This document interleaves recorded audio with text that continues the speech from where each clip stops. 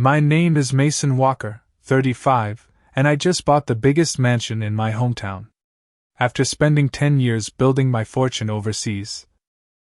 I was crushed when my family deliberately excluded me from our annual reunion.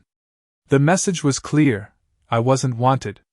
Then yesterday, I received a surprising text that they were all coming to see me. I smiled, knowing exactly what was about to happen. Before I tell you what happened when they showed up at my doorstep, drop a like and comment where you're watching from. Trust me, you'll want to stick around for this. Growing up in Lakeside, Michigan wasn't always easy for me. Our family of 6 lived in a modest 3-bedroom house just outside the nicer neighborhoods. My father Harold worked as a manager at the local factory, while my mother Patricia taught 3rd grade at the elementary school. We weren't poor, but money was always something discussed in hushed, worried tones. I'm the youngest of 4 children. My oldest brother Brandon, now 39, was the athletic star of the family. Football trophies lined his shelves, and Dad never missed his games. My sister Rebecca, 38, was the artistic one with her paintings hanging throughout the house. Everyone said she got Mom's creative genes. Then there was Justin, 37. The charmer of the family who could talk his way out of anything and made friends everywhere he went. And then there was me. From an early age, I understood my place in the family hierarchy. I wasn't the star athlete, the artistic genius, or the charismatic socialite. I was just Mason, the quiet kid who preferred books to basketballs and computers to conversations. Mason, why can't you be more like your brothers? Dad would ask when I wanted to stay inside programming instead of joining neighborhood football games. You need to get out more, be normal. I remember my 10th birthday vividly. Brandon got a brand new bike for his 10th birthday with a big celebration at the pizza parlor. Rebecca had an art-themed party with a professional face painter when she turned 10. Justin got tickets to a baseball game and sat on Dad's shoulders the whole time. For my 10th birthday, I received a used science kit from the thrift store and a small cake after dinner. We're a bit tight this month, Mom explained with an apologetic smile. Maybe next year we can do something bigger. Next year never came. Despite this treatment, I excelled academically. While my siblings barely maintained B averages, I was at the top of my class. When I won the state science competition in 8th grade, my parents didn't attend because Brandon had a regular season football game the same day. Your brother needs our support, Dad explained. You understand, right? You always do well without us anyway. I did understand. I understood perfectly. College applications came around, and while my siblings all attended state schools, I received a scholarship to MIT. The night I got my acceptance letter, I expected some recognition, maybe even pride. That's nice, Mason, Mom said, glancing at the letter briefly. But isn't that going to be expensive even with a scholarship? And so far away. Dad barely looked up from the TV. Good for you. Just don't expect us to be able to help much financially. I worked 3 jobs to cover what my scholarship didn't. I graduated summa cum laude with a double major in computer science and business. My family didn't attend my graduation. Brandon was getting engaged that weekend, and they couldn't miss it. After graduation, I received an offer from a tech startup in Singapore. The salary was modest, but the equity options were promising. More importantly, it was an escape. You're moving to Asia? Mom's voice cracked when I told her. It was the first time I'd seen her genuinely upset about something involving me. But what about the family? What about them? I asked quietly. When have they ever put me first? I left for Singapore with 2 suitcases and a determination to prove myself. The first few years were difficult. 18-hour workdays, a tiny apartment shared with 2 other programmers, and constant pressure to perform. But I thrived under the pressure. I called home monthly at first, then quarterly as the conversations grew more strained. Mom would give brief updates about everyone else's lives: Brandon's growing family, Rebecca's art exhibits, Justin's social climbing. They rarely asked about my life, and when they did, their eyes would glaze over as I explained my work. One tradition my family maintained was their annual reunion at my parents' modest lake house. Every summer, the entire extended family would gather for a weekend of barbecues, swimming, and catching up. During my first few years abroad, I received perfunctory invitations. "We're having the reunion next month. I know you can't make it, but I thought I'd mention it," Mom would say. I couldn't afford the flight home those first years, but I sent gifts and called during the reunions to say hello to everyone. The calls got shorter each year. Eventually, the invitations stopped altogether. Despite the emotional distance, I still felt responsible for my family. I sent money home regularly, helping with Brandon's first house down payment, contributing to Rebecca's art supplies, even covering Justin's car repair once. I never mentioned these financial gifts during our calls. I didn't want gratitude, I just wanted to be a good son and brother, even from afar. "You shouldn't send money, honey," Mom said once. "We're doing fine." But I knew they weren't. Dad's factory was laying people off, and Mom's teaching salary barely increased over the years. My success meant I could help, even if they didn't appreciate it. For 10 years, I built my life in Singapore. The startup grew exponentially, and my equity became worth millions. I led our expansion into new markets across Asia and Europe. I dated occasionally but never settled down. Success filled the void of family connection, or so I told myself. I lived in a luxury apartment overlooking the Singapore skyline, drove an expensive car, and wore tailored suits. But something was still missing. After a decade away, I longed for home. For reconciliation, for the family I'd never truly had but still hoped for. After our company was acquired by a major tech corporation, I made a decision. It was time to go home. After 10 years building my career abroad, I was ready to return to America. The company acquisition had made me wealthy beyond what I had ever imagined possible when I left Michigan as that determined young man. I had negotiated a remote position with quarterly visits to headquarters, which meant I could live anywhere I wanted. And what I wanted, strangely enough, was to go home. I hadn't told my family about my success. Over the years, I'd downplayed my career advancement, partly because they never seemed interested and partly because I wanted to surprise them. I imagined their faces when they saw how far I'd come from the awkward, overlooked youngest child. The timing seemed perfect. I would return just in time for the annual family reunion, a tradition that had continued without me for a decade. This year would be different. This year, I would finally take my place at the family table. I texted my mother first. "Hey Mom, big news! I'm moving back to the States next month. Can't wait to see everyone at the reunion." Her response came hours later. "That's wonderful news, Mason. So good to hear you're coming home." Nothing about the reunion. I thought it was strange but didn't dwell on it. Perhaps she was just focused on the news of my return. A week later, I noticed a flurry of notifications from the family group chat I was still part of but rarely checked. Curious, I opened it to find an active discussion about the upcoming reunion. Brandon: "So we're confirmed for July 15th to 17th at the lake house?" Dad: "Yes, your mother's already planning the menu." Rebecca: "I'll bring my famous potato salad and Jason's smoking a brisket." Justin: "I've invited Melissa and her kids too if that's cool." Mom: "Of course. The more the merrier. I've put together the sleeping arrangements. Brandon and Lisa in the blue room. Rebecca and Jason in the guest room. Justin on the pull-out couch, and Melissa and kids can use the air mattresses in the den." I stared at my phone, waiting for someone to mention me. No one did. The conversation continued with discussions about food, activities, and logistics. I was simply not included. With shaking hands, I typed a message. "Hey everyone. I mentioned to Mom I'm moving back next month.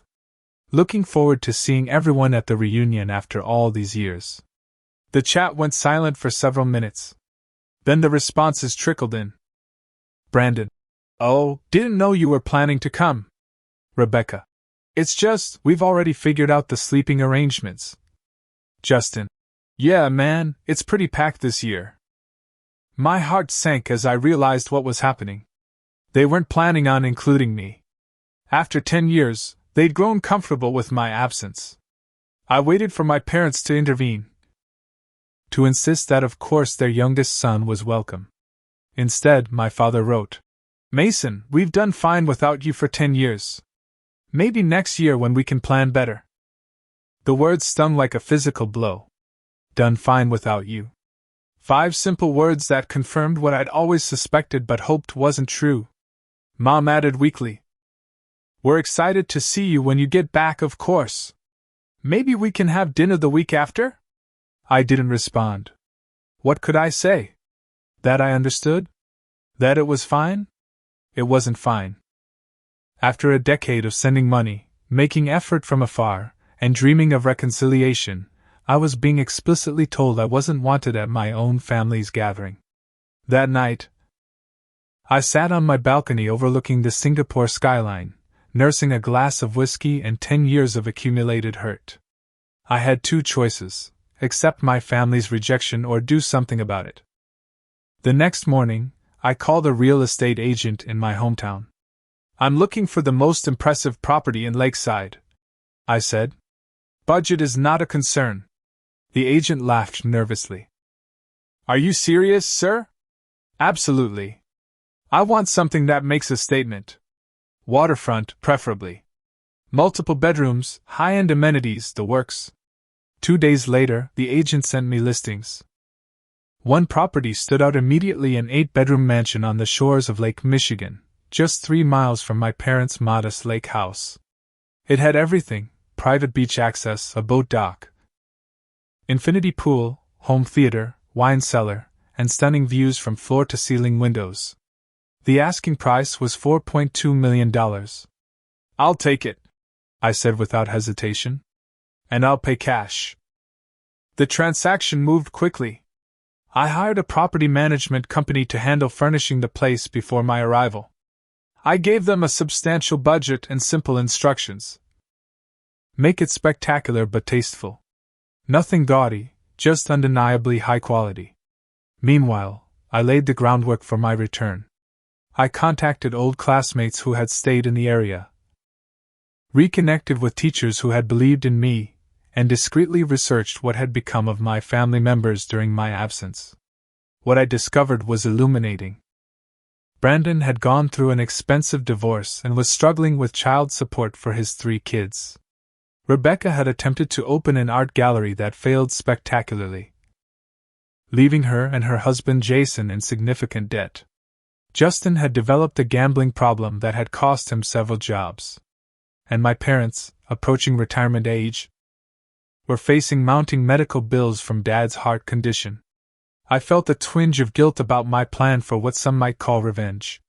These were still my family members. Still the people I'd grown up with and, despite everything, loved. But they needed to understand what they had thrown away, what they had taken for granted all these years. The day I flew back to America, I didn't tell anyone in my family. I checked into a hotel in Chicago for a few days to recover from jet lag before driving to Lakeside. When I finally arrived at my new home, even I was taken aback by its grandeur. The management company had outdone themselves with the furnishings, everything elegant, sophisticated, and clearly expensive. I walked through room after room, my footsteps echoing on marble floors and plush carpets. The master bedroom suite was larger than my entire first apartment. The kitchen featured appliances that probably cost more than my parents' car.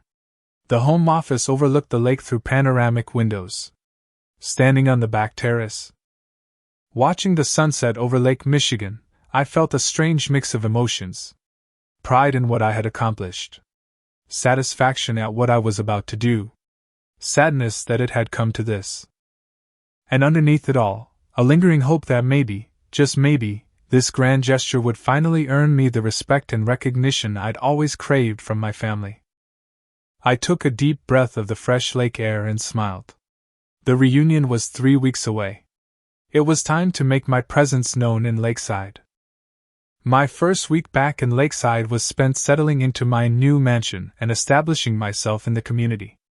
I hired a staff of 5: a housekeeper, a groundskeeper, a personal chef, a driver, and an assistant.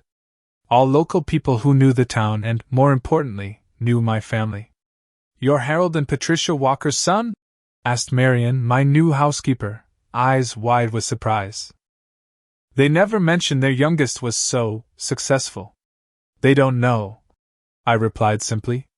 "Not yet. I contacted a renowned interior designer from Chicago to add finishing touches to the home. Money was no object, and I wanted everything perfect, while maintaining taste. I made sure certain elements would particularly impress or intimidate my family members. A state-of-the-art home theater for movie buff Brandon. A dedicated art studio with north-facing windows for Rebecca. A gaming room with poker table for Justin. And for my parents. A kitchen that would make my mother gasp and a woodworking shop that would make my father envious. As the mansion took its final form, I began making strategic appearances around town. I joined the country club my family could never afford. I donated generously to the local hospital where my father had been treated for his heart condition. I bought a sleek black Mercedes and had my driver take me to the best restaurants, where I'd leave extravagant tips that people would talk about. All the while, I never reached out to my family directly. I wanted them to hear about me through the grapevine first. Lakeside was a small town, and gossip traveled fast. "Did you hear about the mysterious millionaire who bought the old Simmons estate? They say he's from around here originally. I heard he made his fortune in tech in Asia." It took only 10 days before my mother called. "Mason? Is it true what people are saying? Did you buy the Simmons place on the lake?" I could hear the confusion in her voice, the disbelief. "Hello, Mom," I replied calmly. "Yes, I moved back last week. I was going to call once I was properly settled. But that house, it must have cost a lot," I finished for her. "Yes, it did." My career in Singapore went well. A long pause followed.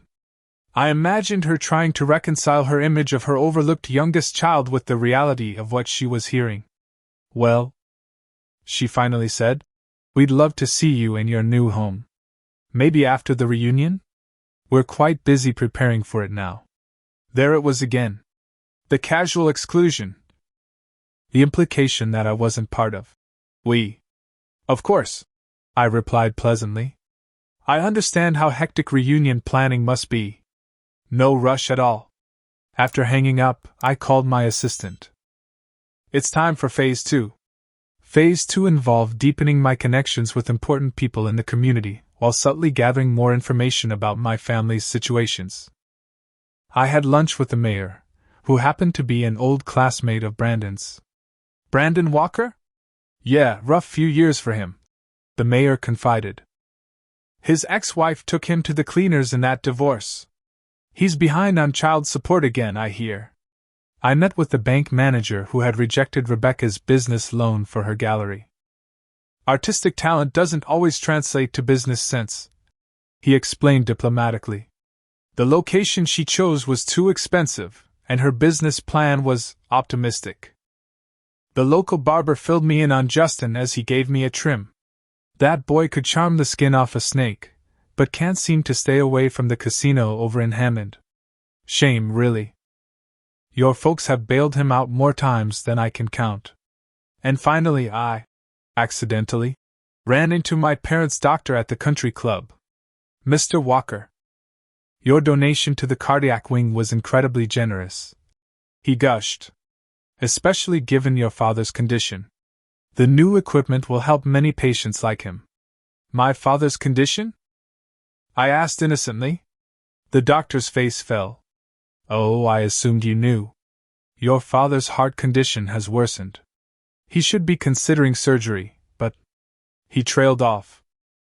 "But they can't afford it," I finished. He nodded uncomfortably. With each conversation, my resolve strengthened. My family had excluded me, made me feel unwanted, while simultaneously struggling with problems I could easily solve. The irony was almost painful. Meanwhile, I continued my campaign to establish myself as a community benefactor. I sponsored the local Little League team. I funded a computer lab for the high school. I anonymously paid off school lunch debts for struggling families. 2 weeks after my arrival, I received an interesting call from the director of the local community center. "Mr. Walker, we're in a bind. Our annual summer fundraiser venue fell through, and we're desperate for a location." "I know it's a lot to ask, but your property." "Say no more," I interrupted. "I'd be honored to host." "That's incredibly generous. The event is scheduled for July 16th. Is that still workable?" "July 16th.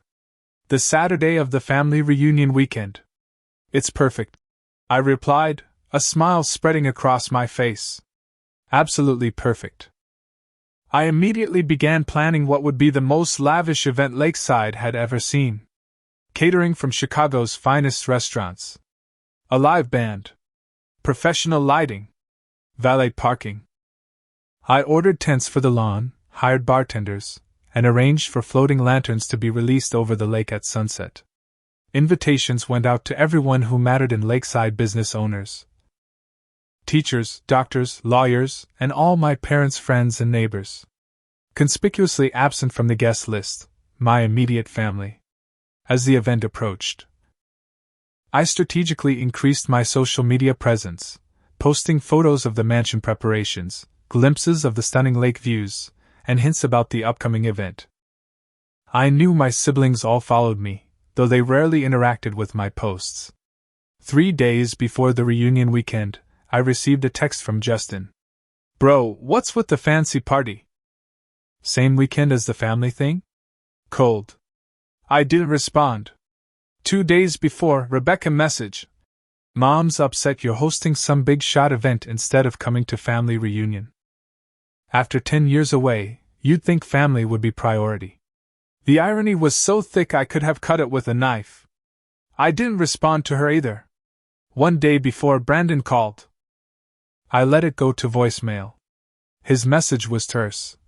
"Mason, what are you trying to prove? You're making Mom cry with this stunt. Grow up." I listened to his message twice, hearing not concern but fear. Fear that the family dynamics were shifting. Fear that the little brother they had dismissed for so long had become someone they couldn't ignore. As I stood on my terrace the evening before the big day, watching the event staff setting up tents and lights across the sprawling lawn, I felt a strange calm. Tomorrow would change everything. For better or worse, my family would finally truly see me for the first time. I raised my glass to the sunset and whispered, "Here's to family reunions." The morning of July 16th dawned clear and perfect. Sunlight sparkled on Lake Michigan, visible from nearly every window of my mansion. I sipped coffee on the terrace, watching the event staff make final preparations for the afternoon's fundraiser. White tents dotted the lawn, catering trucks discreetly unloaded at the side entrance, and florists arranged stunning centerpieces. My phone buzzed with a text from my mother. "Mason, please reconsider and join us at the lake house today. Family should come first." The message might have moved me if it had come before I discovered their deliberate exclusion. Now it just seemed like damage control. I didn't respond. By noon, everything was ready. The mansion gleamed, from the marble foyer to the crystal chandeliers. The catering staff prepared gourmet appetizers in the kitchen. Bartenders set up stations on the terrace and in the grand living room. The band did sound checks by the pool. I dressed carefully in a tailored navy suit that had cost more than my father's monthly salary. As I adjusted my cufflinks platinum, subtle but unmistakably expensive, I caught my reflection in the mirror. I barely recognized myself. Gone was the awkward, eager-to-please youngest child. In his place stood a confident, successful man about to make a statement. The first guests arrived at 2 o'clock sharp. The mayor and his wife, followed by the hospital board, then local business owners and their families. I greeted each one personally at the door, shaking hands, accepting compliments on my home, deflecting questions about my sudden wealth with practiced modesty. Just worked hard and got lucky, I'd say with a humble smile. Singapore was good to me. By 3, the party was in full swing. Over 100 guests mingled throughout the first floor and spilled onto the terrace. The band played jazz standards by the pool. Children of important families splashed in the shallow end under the watchful eye of lifeguards I'd hired. I circulated through the crowd, making sure to spend time with my parents' friends and neighbors. Many hadn't seen me since high school and marveled at the transformation. "We always knew you'd do well, Mason," lied Mrs. Peterson, my mother's bridge partner. "Such a smart boy." Mr. Grayson, who owned the hardware store where my father bought supplies for his weekend projects, shook my hand enthusiastically. "This place is something else, son. Your father must be bursting with pride." I just smiled. "You'll have to ask him about that." By 4 o'clock, word had clearly spread to my family's reunion. My security team, discreetly positioned throughout the property, informed me that several guests had left my parents' lake house and were now arriving at my event. "Your Aunt Elizabeth and Uncle Frank just pulled up, sir," my security chief murmured in my ear. "Also your cousins from Chicago." I nodded, unsurprised. The contrast between a potluck at my parents' modest lake house and a catered gala at a mansion would be too tempting for many to resist. At 4:30 my phone rang. "Brandon." This time I answered. "What the hell do you think you're doing?" he demanded without preamble. "Half our guests just left to go to your show-off party." "It's a community fundraiser," I replied calmly. "For the Children's Hospital wing. Everyone's welcome." "Everyone except your family, you mean? We didn't get invitations." "Funny how that works, isn't it?" I kept my voice light. "Being excluded doesn't feel great. Is that what this is about? You're throwing some tantrum because we didn't rearrange our entire reunion for you? Grow up, Mason." "I'm not the one shouting on the phone, Brandon. If you'd like to discuss this like adults, you're welcome to stop by. Bring everyone. There's plenty of food." I hung up before he could respond, heart pounding despite my outward calm. It was happening. The confrontation I'd been planning for weeks was finally in motion. 20 minutes later, my security chief spoke into my earpiece again. "Sir, a group of 5 adults approaching from the main entrance. Appears to be your immediate family." I excused myself from a conversation with the school's superintendent and moved to a position where I could watch the front door without being immediately visible. They entered like a unit, defensive and clearly uncomfortable. My father led the way, face set in the stern expression I remembered from childhood scoldings. My mother followed, eyes darting nervously around the opulent foyer. Brandon, Rebecca, and Justin flanked them, all dressed for a casual family reunion, now painfully underdressed amid my sophisticated soiree. The contrast was exactly as I'd imagined. My father's khaki shorts and polo shirt against the backdrop of marble and crystal. My mother's simple sundress amid women in cocktail attire. My siblings' casual clothes highlighting just how far I'd risen above my origins. I watched them take it all in the soaring ceilings, the expensive art, the well-dressed guests with champagne flutes. I saw the exact moment when I gave way to discomfort, then to something like anger. It was time. I approached them slowly, champagne glass in hand. Expression pleasant but neutral. "Welcome to my home," I said. "I'm so glad you could make it." My father's jaw tightened. "Mason, what is all this?" "This?" I gestured around casually. "Just a little fundraiser for the Children's Hospital. Would you like a tour?" My mother stepped forward, attempting a smile that didn't reach her eyes. "Your house it's beautiful, honey. We had no idea you were so successful." "There's a lot about me you don't know, Mom," I replied softly. 10 years is a long time. Brandon crossed his arms. So this is why you couldn't make it to the reunion? Too busy showing off to the whole town? I met his gaze steadily. I wasn't invited to the reunion, Brandon. Or did you forget those text messages? Rebecca had the grace to look embarrassed. Justin stared at his feet. Well, you're making quite a statement now, aren't you? My father said, gesturing to the crowd. Making sure everyone knows you're better than the family you came from. The accusation stung, despite my preparation. That's not what this is about. Isn't it? He challenged. Looks like a pretty clear message to me. Before I could respond, the mayor approached, clapping me on the shoulder. Mason. Fantastic event.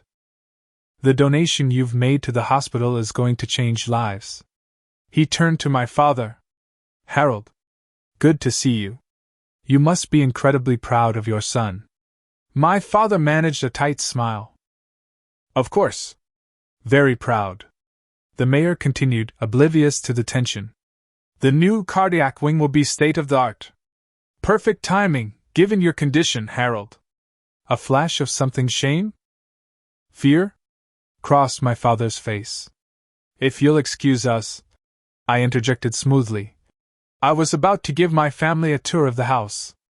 As the mayor moved away, I turned back to my family. Shall we? Without waiting for a response, I led them through the crowd, aware of the curious glances, the whispers. The prodigal son and his clearly uncomfortable family. It was exactly the scene I had orchestrated, yet it brought me less satisfaction than I had anticipated. As we moved deeper into the house, away from the main party, the real confrontation was about to begin.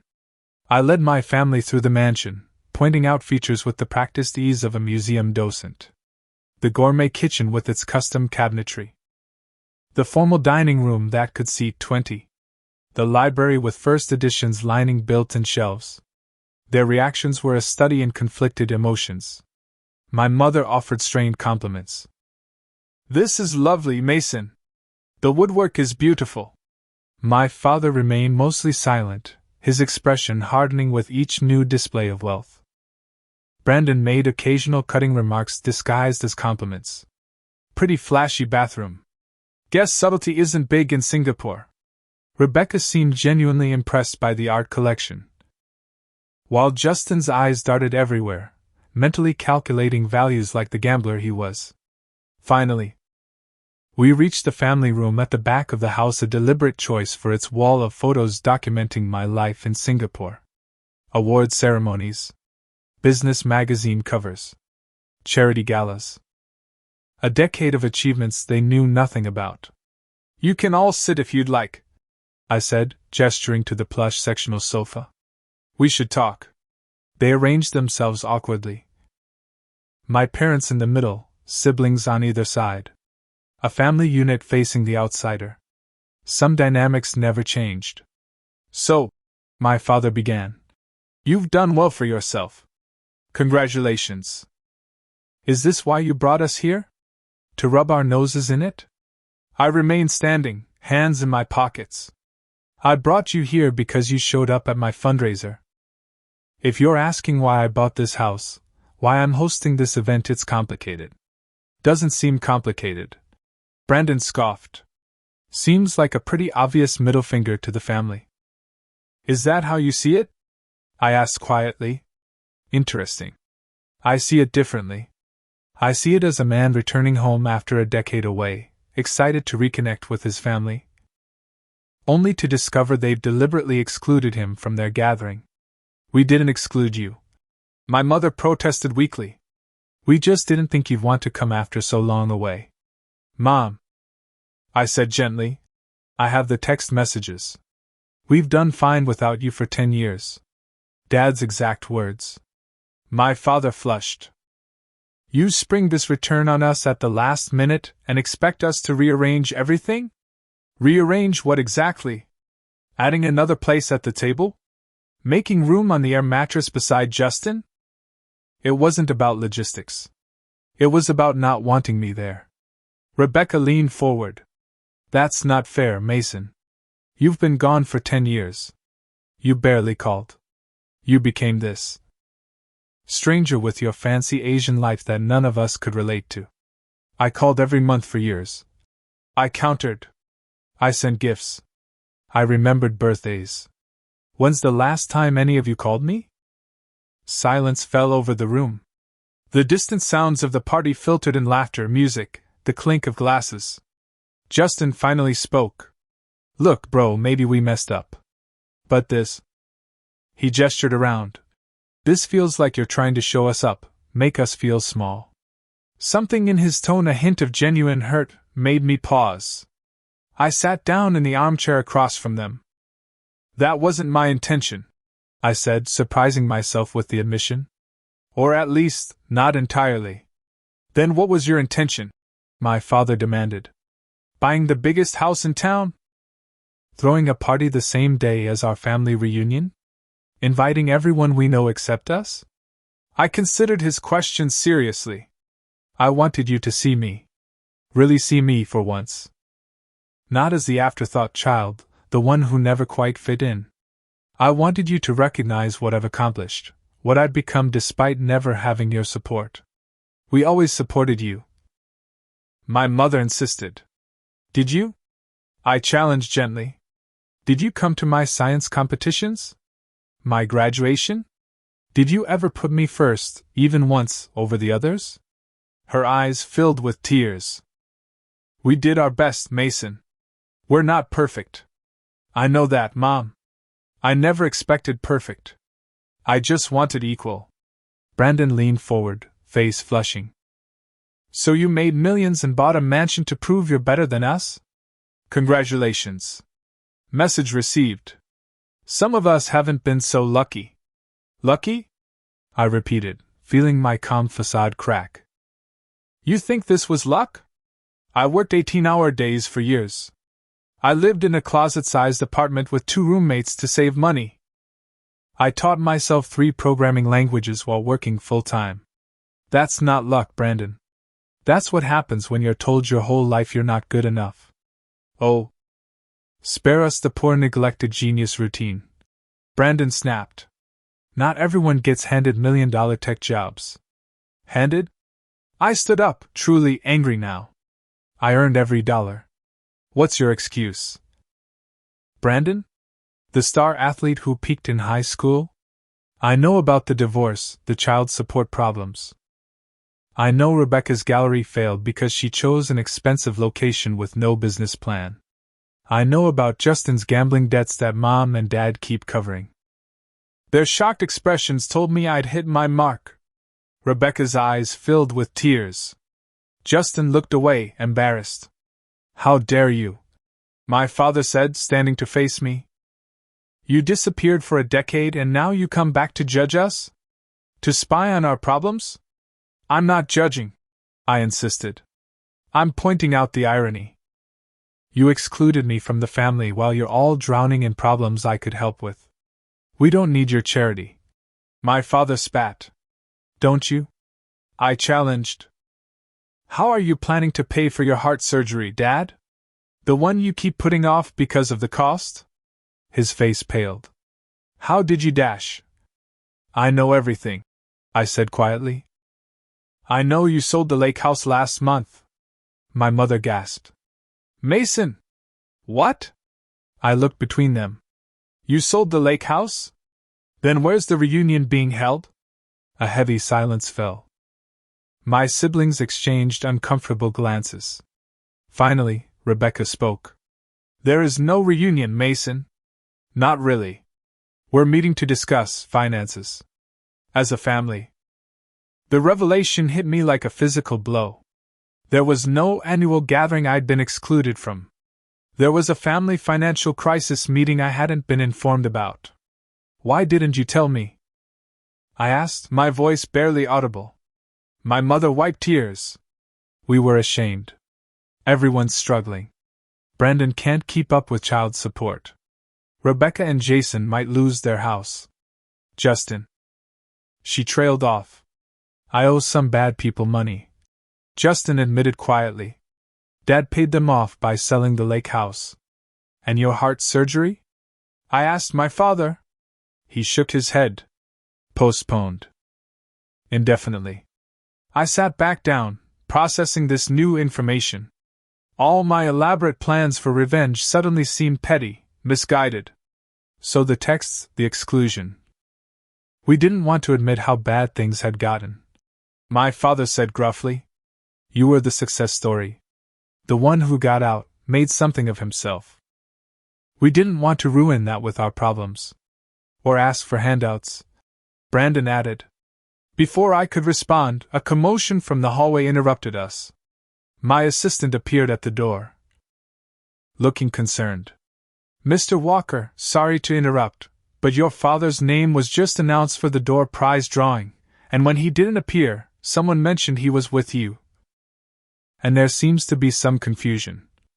My father started to stand, then suddenly clutched his chest, his face contorting in pain.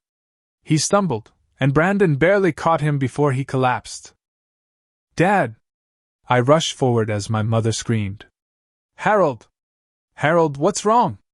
"My chest," he gasped. "Can't breathe." "Call 911!" Rebecca shouted. "No," I countermanded, pulling out my phone. "I have a private doctor on standby. He'll be here in 3 minutes. Help me get Dad to the bedroom." Brandon and I half-carried, half-dragged our father to the nearest guest's bedroom. His face was ashen, his breathing labored. My mother followed, sobbing quietly. Rebecca ran for water while Justin paced anxiously.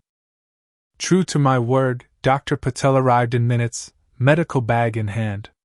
He immediately began examining my father while we waited anxiously. "It's not a heart attack," he finally announced.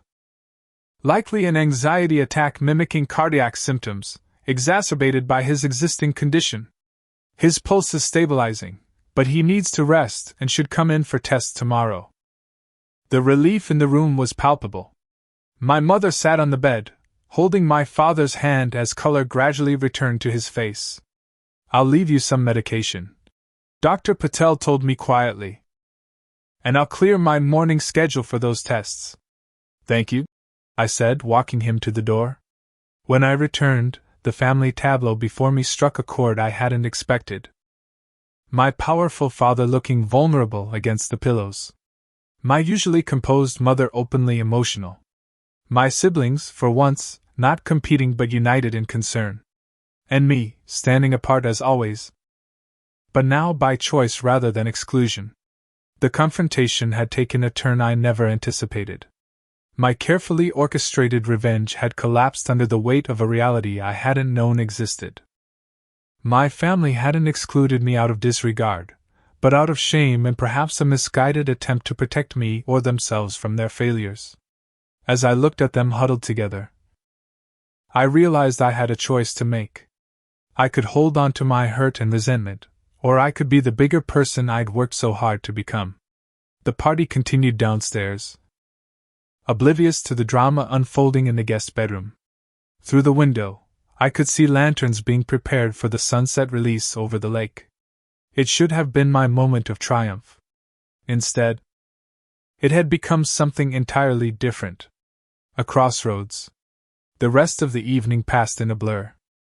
I made a brief appearance downstairs to thank guests and ensure the fundraiser continued smoothly without me. I arranged for my family to stay overnight. My father needed rest, and they were all too emotionally drained to leave. By midnight, the house had quieted.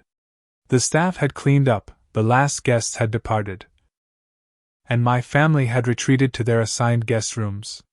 All except my mother, who sat with my father until he fell asleep. I found her in the kitchen around 1 a.m., making tea with the hesitant movements of someone in unfamiliar territory. "Let me help," I offered, reaching past her for another cup. "Couldn't sleep?" She shook her head. "Too much on my mind." We sat at the kitchen island, steam rising from our cups in the quiet kitchen. Through the windows, moonlight silvered the lake's surface. "Your father will be okay," I said. "Dr. Patel is excellent. Thanks to you." She stirred her tea absently. "All of this is thanks to you. Mom, I need to understand what happened. Why didn't you just tell me how bad things were?" She sighed deeply. Pride, mostly. Your father's especially. We were supposed to be the ones helping you, not the other way around. I would have helped. You know that. Do I? She looked up at me. Mason, we barely know each other anymore. 10 years is a long time. The truth of her words stung. Whose fault is that? Everyone's. Ours for not making more effort. Yours for staying away. I called. I reminded her. For years. Calls aren't the same as being here. She wrapped her hands around her mug. But that's not the whole story, is it? There's something I need to tell you. She explained how, in the early years after I left, my siblings had sometimes intercepted my letters and gifts. Brandon, jealous of my growing success. Justin, embarrassed by his comparative failures. They'd minimized my accomplishments to our parents, painted my absence as abandonment rather than opportunity. We didn't know the extent of your success until recently, she admitted. Your siblings would say things like Mason sent another bragging email when you were actually sharing good news. Or they'd tell us you were too busy to talk when we asked about you. I sat in stunned silence. Why would they do that? Insecurity. Fear. Brandon's marriage was failing. Rebecca's art wasn't selling. Justin was making one bad decision after another. And there you were, succeeding spectacularly. So they deliberately drove a wedge between us. Not always consciously. But yes, looking back, I think they did. She reached for my hand. I should have seen it. I'm so sorry, Mason. The revelation shifted something fundamental in my understanding of the past decade. I hadn't been forgotten or dismissed. I'd been actively excluded by siblings who couldn't handle my success against their failures. And the reunion that wasn't a reunion? I asked.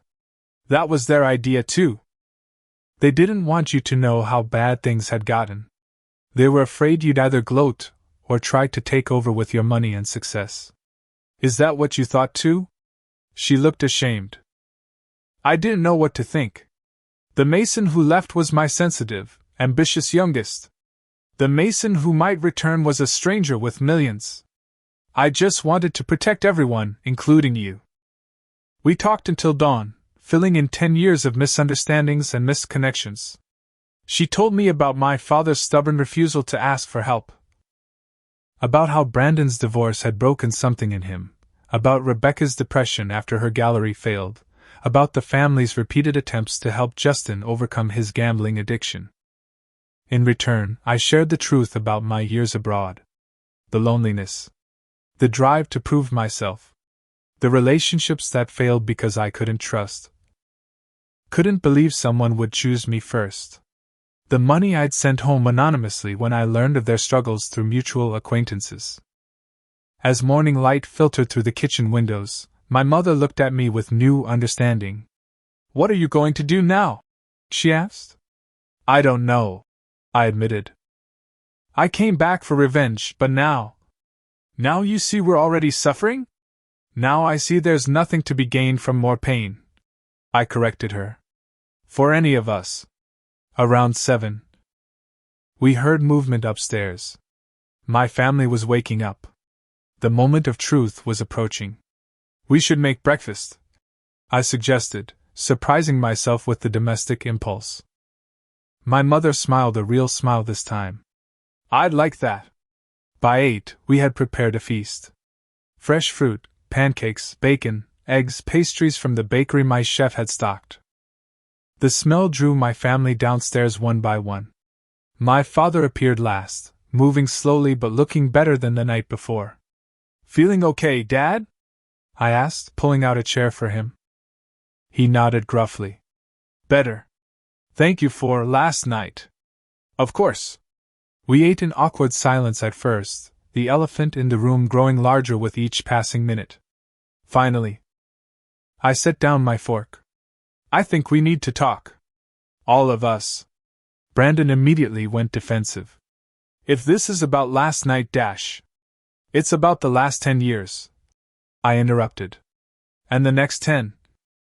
If we want to have a relationship going forward.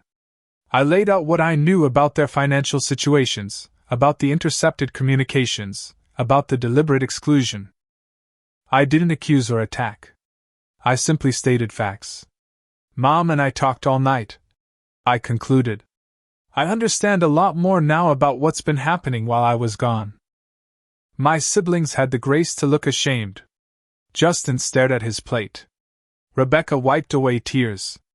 Brandon's jaw worked as he struggled with his emotions. So what now? My father asked.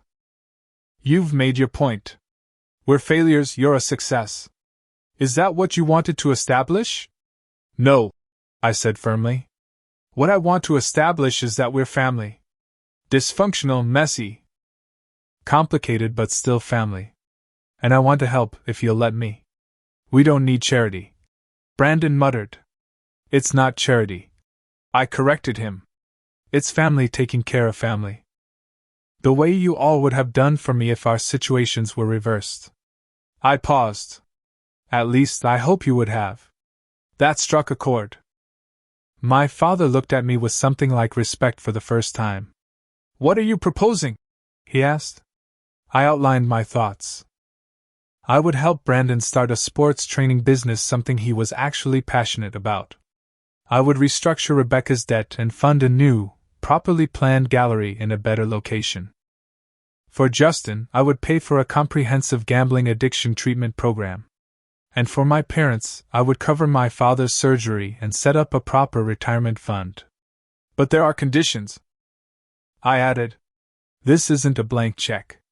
Of course there are, Brandon said bitterly. Not what you're thinking. I assured him. I don't want control or groveling. I want honesty. Respect.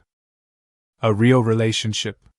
And family counseling, all of us, to work through the past and establish healthier patterns for the future. They exchanged glances, clearly not having expected this approach. Why would you do this? Rebecca asked. After how we treated you? I considered the question carefully. Because carrying around anger and resentment hasn't made me happy.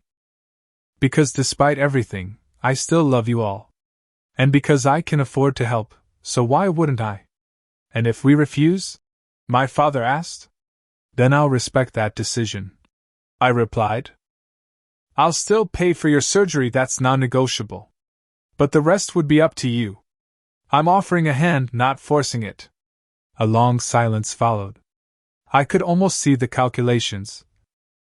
The weighing of pride against necessity, of past hurts against future possibilities. Justin spoke first. I need help. I know I do. If you're serious about the treatment program. I want to get better. Rebecca nodded. The gallery was my dream. I'd give anything for another chance to do it right. Brandon took longer.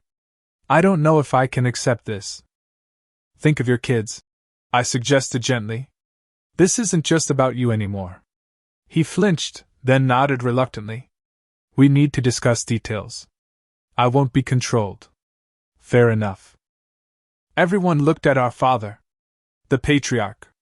The one whose approval we'd all sought in different ways. Family counseling? He said the words like they tasted strange. All of us. I confirmed. Including me. I've made my share of mistakes too. He looked around the table at his family, his wife of 40 years, his 3 struggling older children, and his youngest who had returned transformed. I saw the exact moment his pride gave way to something wiser. When do we start? He asked simply. The tension in the room broke. My mother cried openly, relieved. Rebecca reached across the table and squeezed my hand. Justin managed a tentative smile. Even Brandon's rigid posture relaxed slightly. How about we start with a proper family reunion? I suggested. Here next month. Everyone included. A fresh beginning. As we finished breakfast and discussed logistics, I felt a weight lifting that I hadn't even realized I'd been carrying. The revenge I'd planned had transformed into something entirely different, something resembling redemption, for all of us. It wouldn't be easy. Decades of dysfunctional patterns wouldn't change overnight. But for the first time in my adult life, I felt like I might actually have a family, not perfect. Not even particularly functional yet, but mine nonetheless. And that was worth more than any mansion on the lake. 1 month later, our family gathered again at my lakeside mansion. This time, there were no pretenses, no hidden agendas, no guests outside the immediate family. Just us, attempting to rebuild connections that had frayed almost to breaking. The month between had been transformative. True to my word, I had set plans in motion to help each family member. Brandon and I had developed a business plan for his sports training center, focusing on disadvantaged youth who couldn't afford private coaching. He'd resisted my help at first, but seeing the potential impact on kids like he once was had gradually won him over. "The location you found is perfect," he admitted as we stood on my dock, watching the sunset. "Right between the wealthy neighborhoods and the struggling ones." "That's the point," I replied. "You can charge the rich families full price to subsidize the kids who can't pay. Sustainable charity." He nodded thoughtfully. "Never would have thought of it that way." For Rebecca, I had connected with art world contacts I'd made in Singapore. A curator friend was flying in next week to discuss featuring her work in an international exhibition. Meanwhile, I'd found a small but well-positioned space downtown for her new gallery. "It's still surreal," she told me, cradling a glass of wine on the terrace. "A year ago I was considering giving up art altogether. Now there's this whole new possibility. Your work deserves to be seen," I said simply. "The rest is just logistics." Justin had just returned from 2 weeks at a specialized treatment center for gambling addiction.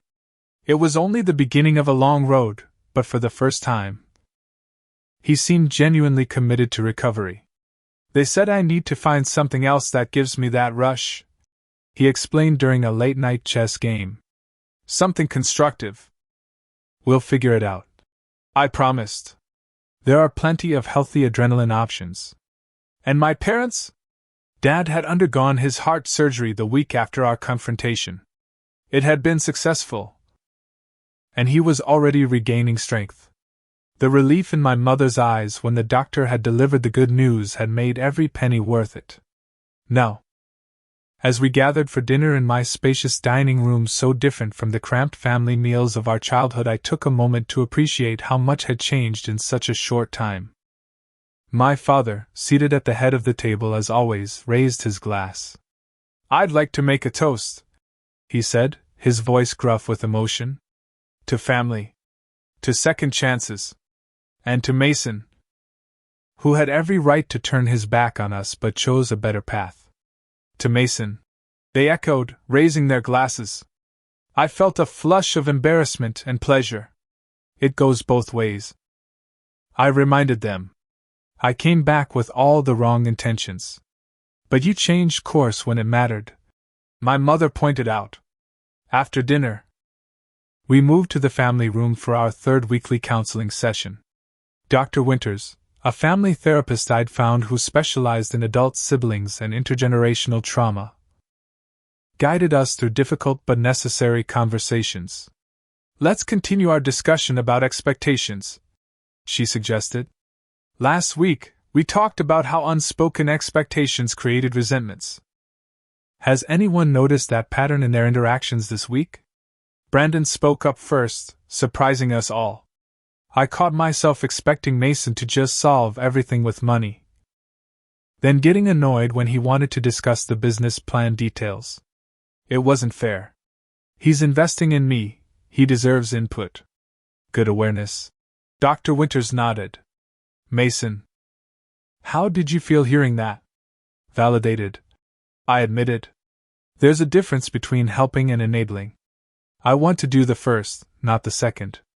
We continued like that for an hour, unpacking decades of family dynamics in small, sometimes painful increments. It wasn't always comfortable, but it was necessary. Like lancing a wound to let it heal properly. After the session, as everyone dispersed to their guest rooms for the night, my father lingered. It was the first time we'd been alone together since my return. "Walk with me," he asked, gesturing toward the dock. We strolled in silence through the moonlit garden down to the water's edge.